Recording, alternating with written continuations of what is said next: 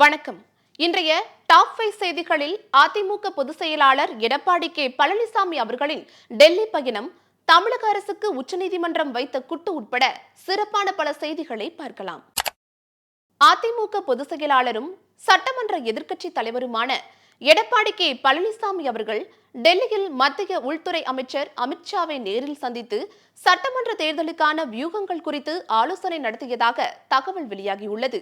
முன்னதாக அவர் குடியரசு துணைத் தலைவராக பொறுப்பேற்றுள்ள சி.பி. ராதாகிருஷ்ணனுக்கு பொன்னாடை போர்த்தி வாழ்த்து கூறியுள்ளார். சட்டம் ஒழுங்கை காப்பதில் ஸ்டாலின் மாடல் விடியா திமுக அரசு தள்ளாடி வருவதாக அஇஅதிமுக பொதுச் செயலாளர் எடப்பாடி கே பழனிசாமி அவர்கள் குற்றம் சாட்டியுள்ளார். அண்ணா பிறந்தநாள் விழாவில் பேசிய புரட்சித் தமிழர் எடப்பாடியார் அவர்கள், பல்கலைக்கழக மாணவி பாலியல் வன்கொடுமை வழக்கில் தொடர்புடைய அந்த சார் யார் என்று அதிமுக ஆட்சியில் கண்டுபிடிக்கப்படும் என்றும் உறுதியளித்துள்ளார்.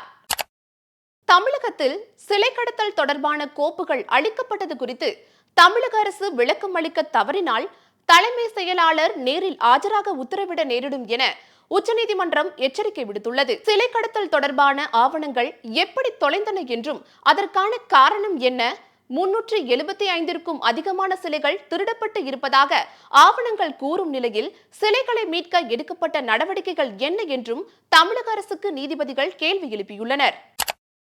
கோவிலுக்கு வரும் பக்தர்கள் திருமண மண்டபங்கள் கட்டுவதற்கான காணிக்கை செலுத்தவில்லை என்று தமிழக அரசுக்கு நீதிமன்ற நீதிபதிகள் குட்டு வைத்துள்ளனர். கோவில் நிதியில் இருந்து 80 கோடி ரூபாய் செலவில் 27 கோவில்களில் திருமண மண்டபங்கள் கட்டப்படும் என்ற தமிழக அரசின் அரசாணையை ரத்து செய்த உயர்நீதிமன்ற மதுரை அமர்வின் உத்தரவையும் உச்சநீதிமன்றம் உறுதி செய்துள்ளது.